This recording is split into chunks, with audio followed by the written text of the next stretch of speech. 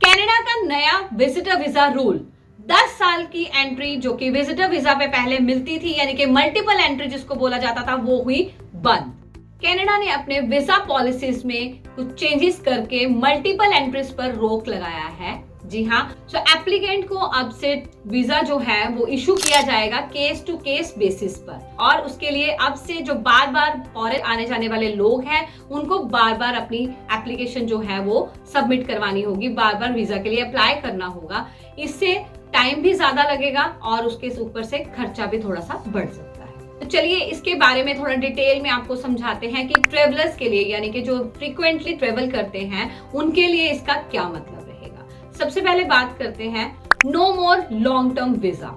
अभी तक जो कनाडा ट्रेवल करने वाले जो ट्रेवलर्स थे उनको एक ही बार में मल्टीपल एंट्री वीजा मिलता था, यानी कि वो 10 साल तक कनाडा में आ जा सकते थे और उनको बार बार वीजा के लिए अप्लाई नहीं करना पड़ता था। बट अब से सिनेरियो चेंज हो जाएगा और ये केस टू केस डिपेंड करेगा और इमिग्रेशन ऑफिसर ही आपके केस के अकॉर्डिंग डिसाइड करेगा कि आपको सिंगल एंट्री वीजा देना है या फिर multiple entry visa. Next is frequent visa application में भी necessary.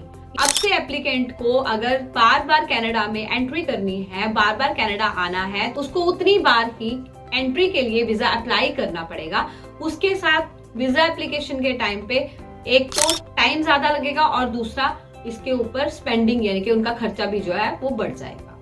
Next is short term visa possibility. अब से इमिग्रेशन ऑफिसर जो है वो शॉर्ट टर्म वीजा जो इशू करने में ज्यादा फोकस करेंगे, इसलिए विजिटर्स को अपना ट्रैवल प्लान करने में ये ध्यान में रखना होगा कि उनको जो वीजा ड्यूरेशन है वो कितने टाइम का मिला है, उसी के अकॉर्डिंग अपना प्लानिंग करनी होगी। लंबे टाइम तक वहां रहने या फिर बार बार एंट्री करने में, बार बार आने जाने में आपको डिफिकल्टी हो सकती है। Next is strict enforcement of visa expiry.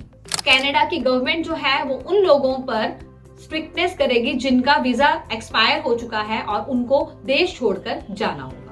Government expect कर रही है, उम्मीद कर रही है कि आने वाले कुछ टाइम में, आने वाले कुछ सालों में 1 मिलियन से ज्यादा टेम्पररी रेजिडेंट्स जो हैं वो अपनी वीजा एक्सपायर होने के कारण देश छोड़कर चले जाएंगे।